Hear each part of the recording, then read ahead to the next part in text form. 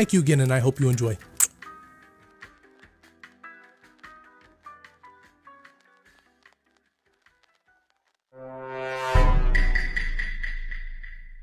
और अब आई उसकी बॉडी देख कर कहता ये कैसे हो सकता है, वो तो यहाँ मरा हुआ है। और तभी आम्बिकी कहते ये तो बहुत सिंपल था, मैंने उसके शरीर का कुछ हिस्सा अपने अंदर ले लिया, जिसे कहते हैं आम शब्दों में हिपोकैम्पस, जो कि उसके दिमाग के अंदर होता है। और अगर तुम्हें अभी भी नहीं पता तो इसके बारे में मैं तुम्हें बाद में विस्तार से समझाऊंगा। फिर भी उसे रिकवर होने में जितना भी समय लगा, लेकिन वो अब वापस आ चुका है। हिपोकैम्पस की वजह से अब धीरे धीरे उसकी याददाश्त भी वापस आ जाएगी। तभी हामिद नासुमे को पकड़ के कहता है क्या तुम सच में रीजनरेट हो चुके हो?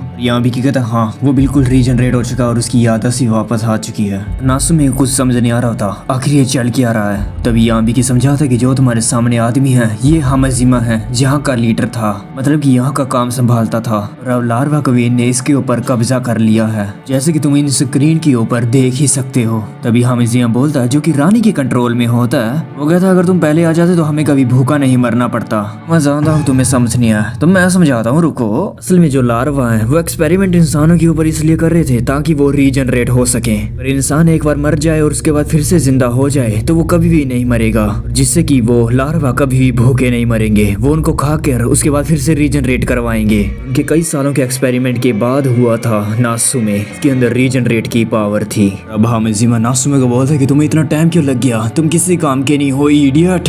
ये सुन के नासुमे गुस्सा आता है, वो जोर से एक पंच मारने की कोशिश करता है, लेकिन तभी आम्बिकी उसका हाथ वहीं पर रोक देता है। आम्बिकी मेरा हाथ छोड़ दे, नहीं तो मैं तुम्हें पहले मार डालूंगा। आम्बिकी कहता है कि तुम्हारा दिमाग हमेशा से तेज रहा है, तुम तो काफी क्यूट हो। हाँ हामिद को मारने से हमें कोई फायदा नहीं होगा, असल में ऐसा करने से हमारा एकमात्र जो रानी से बात करने का जो तरीका है वो खत्म हो जाएगा। उसके बाद नासुमे अपनी पुरानी बॉडी के कपड़े उतार कर पहन कर निकल जाता है। आम्बिकी कहता है बता तो दो तुम जा कहाँ रहे हो? नासुमे कहता है क्यों ना मैं पहले उन्हें नीचे से जाके शुरू करूं खत्म करना।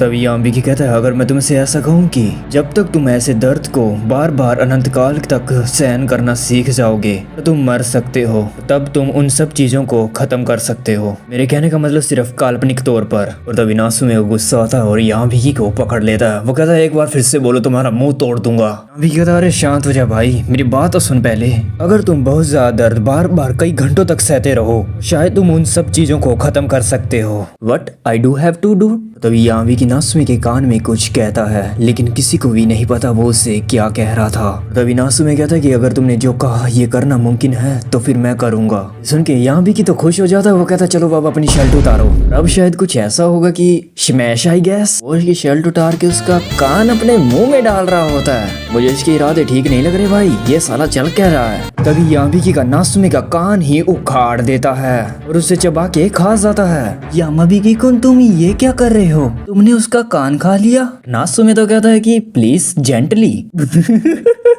उसके बाद वो उसे नीचे लटका देता है और उसके चेस्ट को चाटने लग जाता है। हाँ अगर मेरी वीडियो लड़कियां देख रही हैं तो अपनी आंखें बंद कर लो। इसके बाद जो वो करता है शायद तुम्हें देखना नहीं चाहिए। और अब इसके वो नीपल को ही काट लेता है। अब भाई को कुछ समझ नहीं आ रहा था, वो उसे देख कर कहता है कि ये इसके कहने का मतलब क्या था, हर घंटे पेन का मतलब ये था आम्बिकी का।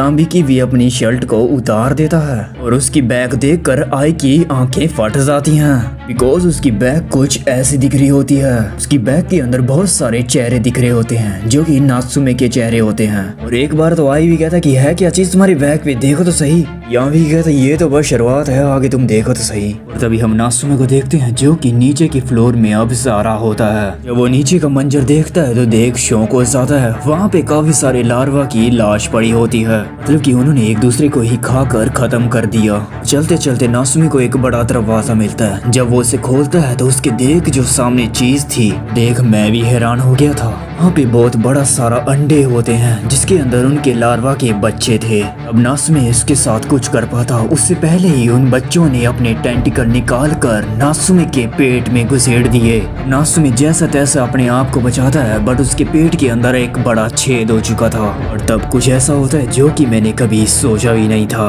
सभी बच्चे अपने टेंटिकल निकालते हैं जो कि बहुत ज्यादा मात्रा में होते हैं, नासुमे के पूरे शरीर में घुस जाते हैं। नासुमे के शरीर के अंदर इतने ज्यादा छेद हो गए थे जिसके कारण वो वहीं पर गिर जाता है, ऑन द स्पॉट वहीं पर मर जाता है। तभी पीछे से गेट खुलता है तो उसके अंदर से बहुत सारे नासुमीन बाहर निकल के आते हैं जिन्होंने कपड़े नहीं पहने होते। वो बहुत ज्यादा तादाद में होते हैं और उस रूम के अंदर जाना शुरू करते हैं और अब उन लार्वा के बच्चों को घेर लेते हैं। तभी हम कंट्रोल रूम देखते हैं जिसके अंदर बहुत सारे बच्चे होते हैं और अब हमें पता चलता है कि ये जो सब बच्चे हैं ये याम्बिकी के से बाहर आ रहे थे और जल्द से जल्द बड़े भी हो रहे होते हैं। याम्बिकी एक बच्चे को उठा के कहता है जो तुम चाहते थे अब जल्द से जल्द वो पूरा होगा।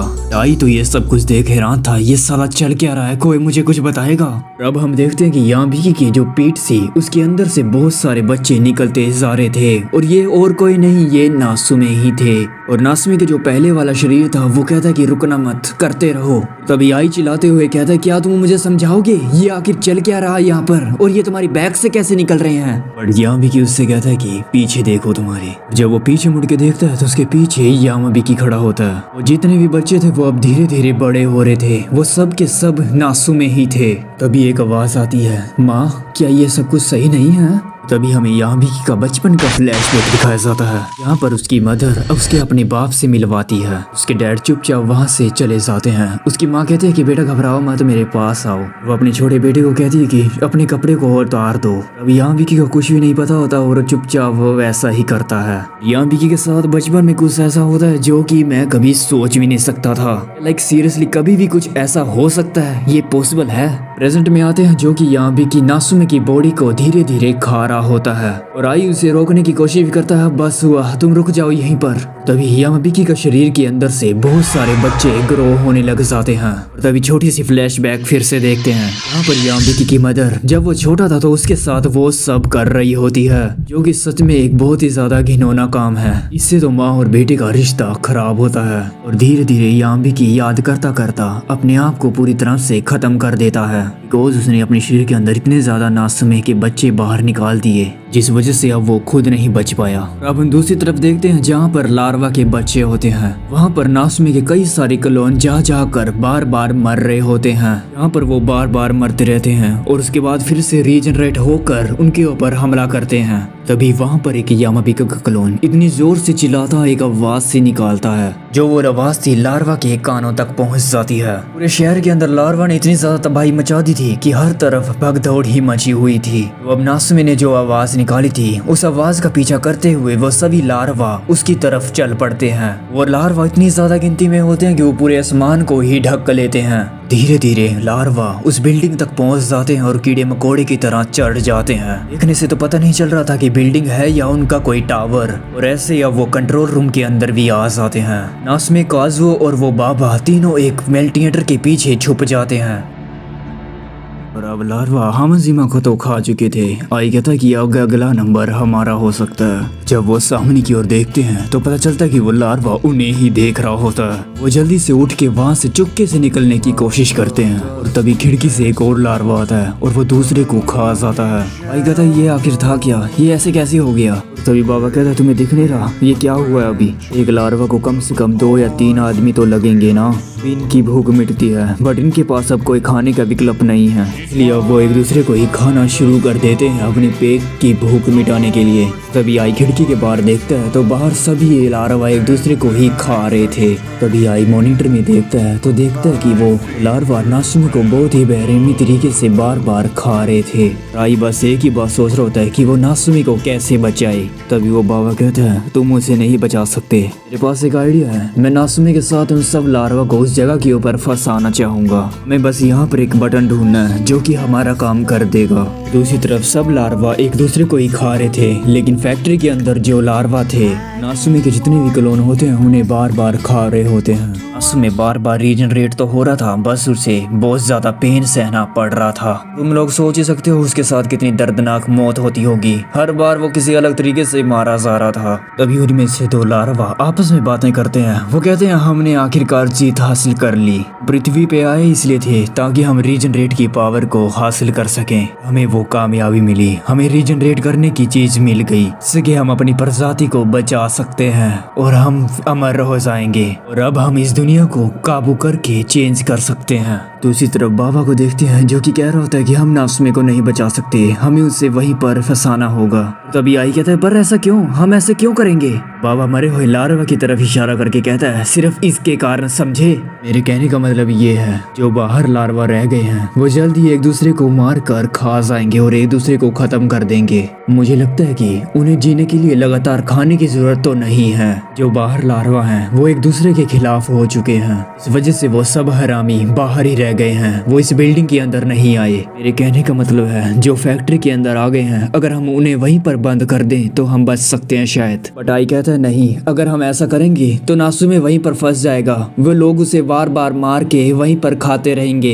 एक दोस्त के लिए मैं अपने आप को इतनी बेकार चीज करने के लिए मजबूर नहीं कर सकता। अभी बाबा कहता है ओह ठीक है, लेकिन उसके बारे में क्या? मैं क्या लगता है नासुमे ने वो सब क्यों किया? नासुमे अपनी मर्जी से उनके इलाके में गया उनकी अंडों की ओर, उन्हें खुद को खाने दिया है। वो खुद को हजारों टुकड़ों में काट कर उन्हें बढ़ने दिया। वो अपनी पूरी जान लगा के हमें बचाने की कोशिश कर रहा है। और तभी आई कहता है शायद मैंने नासुमे के साथ वो समय नहीं बताया जितना यामाबिकी ने बिताया, बट मैं अब भी नासुमे को अपना एक दोस्त मानता हूँ। वो हमारे लिए खुद को बलिदान कर रहा है। उसने ये सब कुछ पहले ही देख लिया था और वो चाहता था कि शायद हम इंसानों को ना खाए। क्या तुम्हें नहीं लगता वो चाहता है कि हम उसे वहीं पर बंद कर दें? ये सब चीजें नासुमे ही नहीं, यहाँ तक कि यामाबिकी भी यही चाहता था, इसलिए उसने नासुमे को बचाने के लिए अपनी भी कुर्बानी दे दी। भाई मेरी बात ध्यान से सुनो, ये हमने जो कुछ भी किया, क्या तुम ये सब कुछ बेकार जाने देना चाहते हो? तुम अपने दोस्तों के साथ ऐसा कैसे कर सकते हो? आई इस दरवाजे को बंद करने जा रहा हूँ। आई कहता है अगर हम दरवाजा बंद कर देंगे उसके बाद क्या? फिर हम क्या करेंगे? जब तक वो एक दूसरे को मारते रहेंगे हम चुपके से यहाँ से भाग जाएंगे और कुछ नहीं करना। और तभी आई उस दरवाजे का बटन दबा देता है, तभी वो दरवाजा धीरे धीरे बंद हो जाता है। उसके दरवाजे के बीच में कुछ लार्वा कट भी जाते हैं। और तभी बाबा कहता है तुमने अपना माइंड को कैसे चेंज किया से तुमने दरवाजा बंद कर दिया? आई कहता है कि मैंने कैमरे की ओर देखा जहाँ पर उसमें कुन अपने मुंह से कुछ कह रहा था। पहले तो मुझे समझ नहीं आया, जब मैंने ध्यान से देखा तो वो कह रहा था क्लोज डोर। नास में मुस्कुरा रहा होता है। वो कहता है मैं आशा करता हूँ तुम्हें मेरी बात समझ आ गई होगी, फिर मिलेंगे मेरे दोस्त। और उसके बाद आई काजुओ और वो बाबा उस बिल्डिंग से बाहर निकल जाते हैं। जो बाहर देखते हैं तो वहाँ पर लाशों का ढेर बिछा होता है। अब वो उन लार्वा की लाशों के ऊपर से जा रहे थे और बहुत गंदी तेज बदबू आ रही होती है उनके सड़ने की। वो कहते हैं कि पहाड़ के नीचे तक यहाँ लाशों का ढेर ही लगा हुआ था। उनकी लाशों की वजह से वहाँ पर कई सारे मच्छर और कॉकरोच चूहे आ चुके थे जो कि उनको ही खा रहे थे। और तभी चलता चलता आई रुक जाता है। वो कहते हैं ये सब कुछ क्रेडिट नासुमे को उनको जाता है, बट हम उसे नहीं बचा सके। नासुमे को पीछे छोड़ के नहीं जा सकते, शायद हमें उन्हें बचाना चाहिए। और आई कहता है कि मेरे दिमाग में अभी भी नासुमे की चीखें की आवाजें आ रही हैं। वो हैवान उसे बहुत नोच नोच के खा रहे होंगे। आई एम सॉरी नासुमे कुन, मैं तुम्हें बचा नहीं पाया,